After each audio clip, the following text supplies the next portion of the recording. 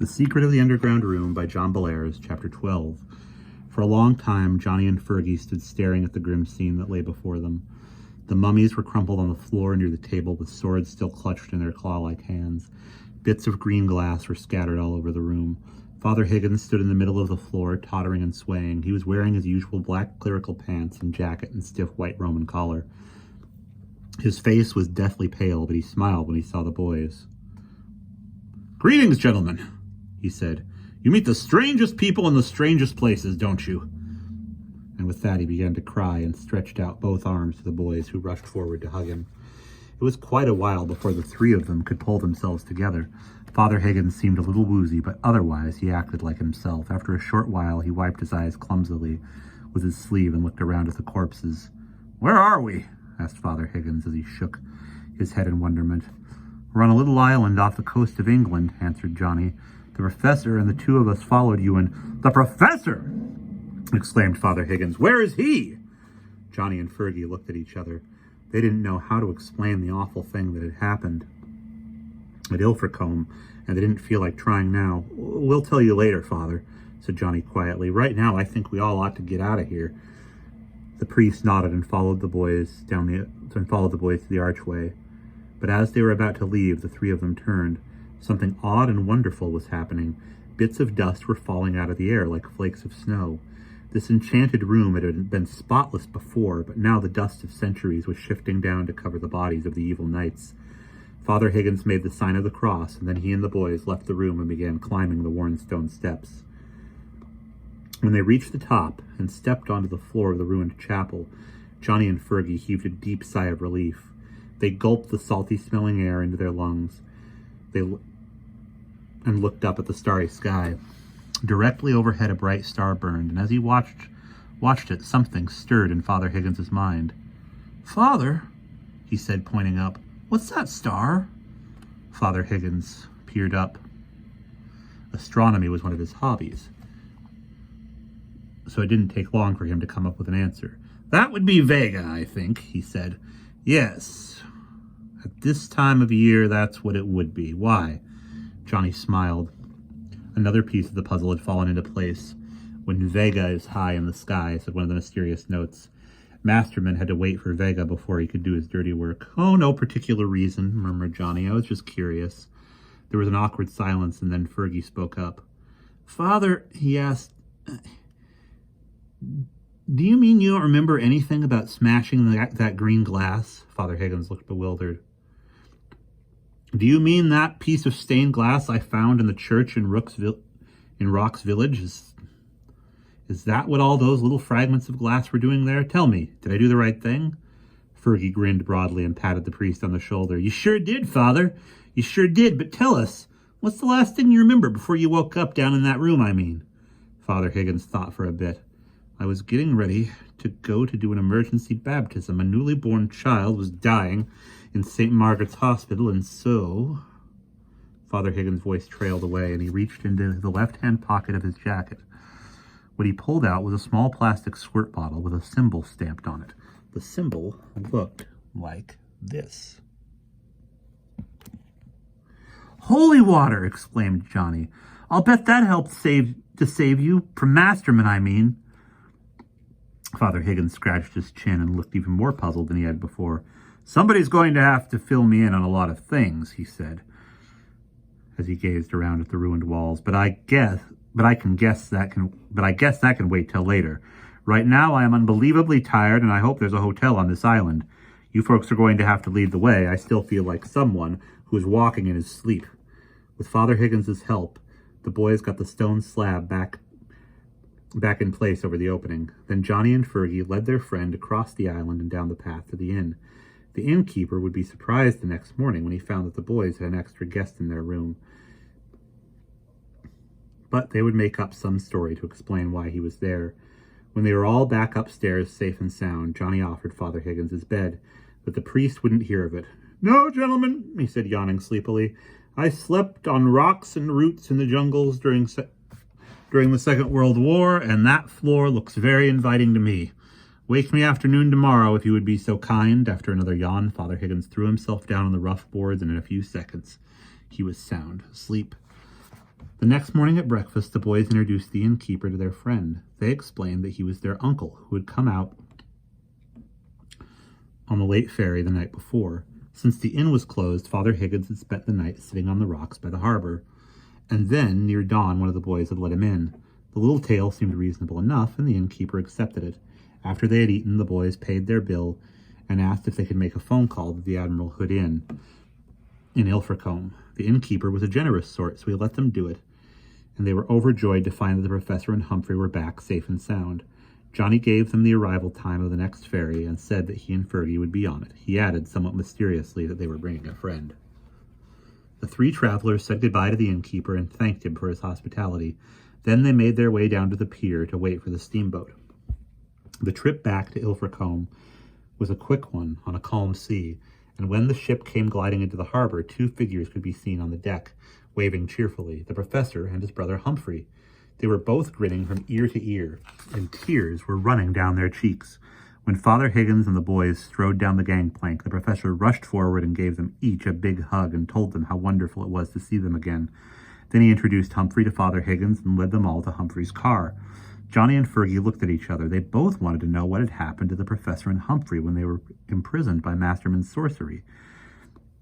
But it was pretty clear from the way the professor was behaving that they weren't going to find out much, not now anyway. As it turned out, the professor and Humphrey were still staying at the Admiral Hood Inn. They had whipped up some sort of tale to explain why they had disappeared for 24 hours, and they actually told the truth about the two boys. When they were miraculously returned to this world, the professor guessed that the boys had gone out to Lundy, so he told this to the hotel's owner, a short, irritable man named George Greedy, and the owner believed it. When the boys came back, it seemed to prove that no one had been lying. Later that day, everyone sat down to a big lunch in the dining room of the hotel.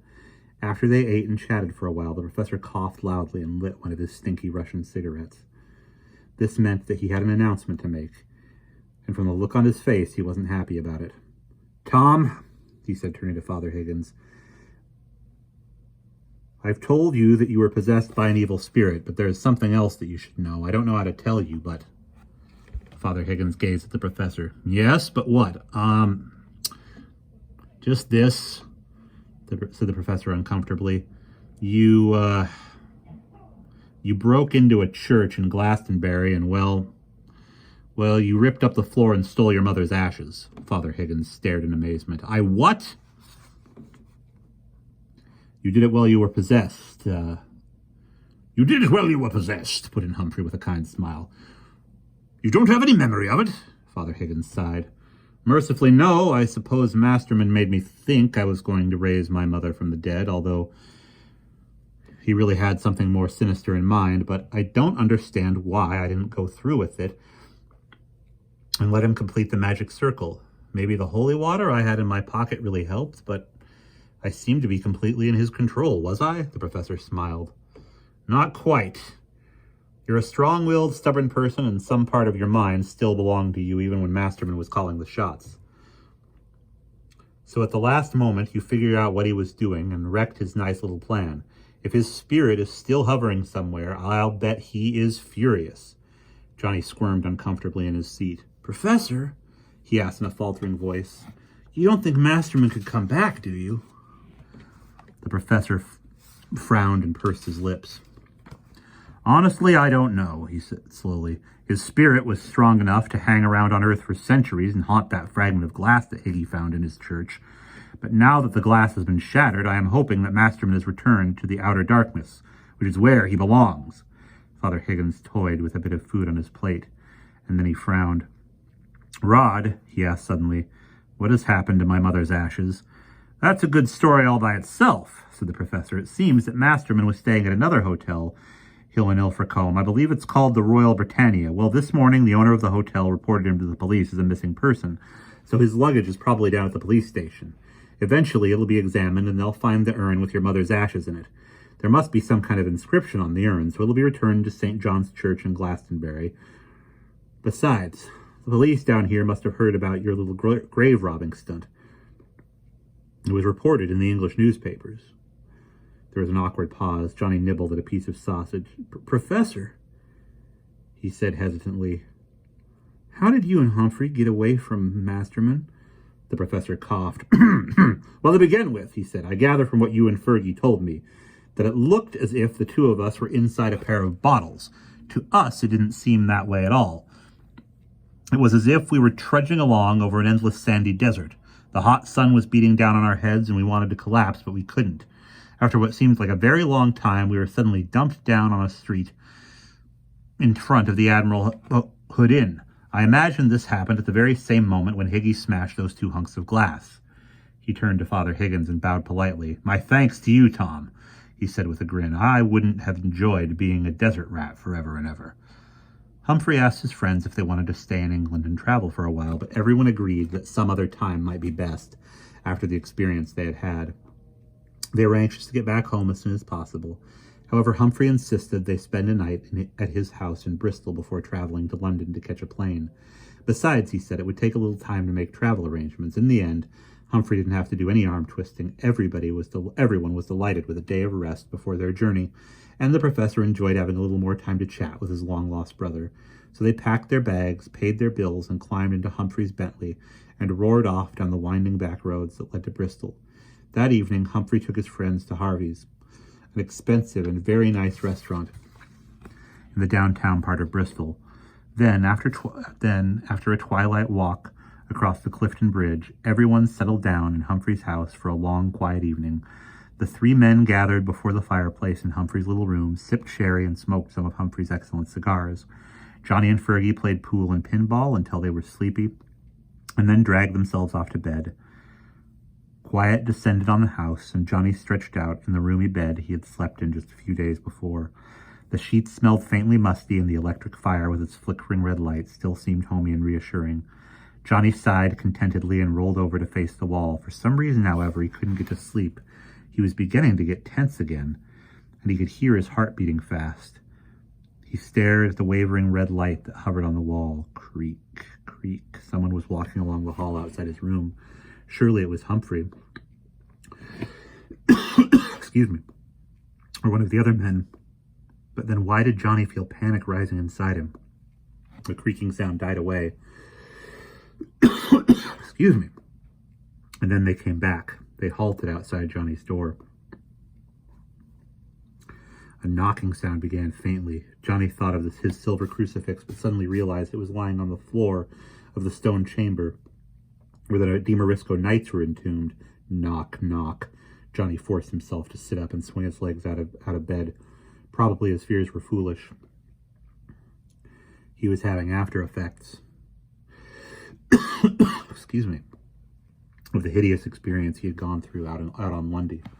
Quickly, Johnny got up and padded barefoot to the door. Gripping the large bronze knob, he pulled the door inward. There, in the lighted hallway, stood the ghostly figure of Masterman. He was bodiless now, and his shape shimmered and hovered in the air. But his lips were curled excuse me, into an inhuman grin, and his eyes burned with the feverish glow of madness. And that is the end of chapter 12.